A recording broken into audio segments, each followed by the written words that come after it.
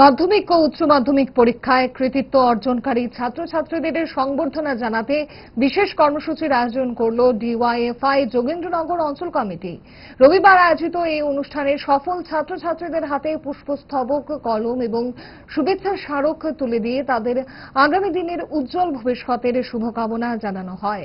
সত্য সৌন্দর্যের মাঝেই নিজেকে প্রকাশ করে, এই বার্তাকে সামনে রেখে আয়োজিত এই কর্মসূচি গ্রহণ করা হয়।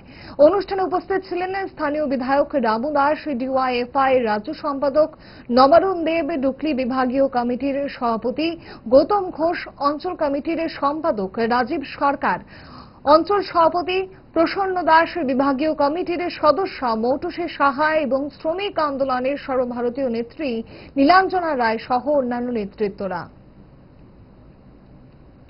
গণতান্ত্রিক যুব ফেডারেশন ডুকলি মহকুমা কমিটির অন্তর্গত যোগেন্দ্রনগর অঞ্চল কমিটির উদ্যোগে মাধ্যমিক এবং উচ্চ মাধ্যমিকে যারা কৃতি ছাত্রছাত্রী যারা তাদেরকে সংবর্ধনা জ্ঞাপনের জন্য আজকের এই উদ্যোগ সংগঠনের উদ্যোগে আমরা কৃতি ছাত্রছাত্রীদের বাড়ি বাড়ি যাচ্ছি, গিয়ে তাদেরকে আমরা সংবর্ধিত করছি, তাদেরকে শুভেচ্ছা বিনিময় করছি। তাদের আগামী ভবিষ্যৎ যেন আরো উজ্জ্বলতর হয় সেই আমরা আশা করছি।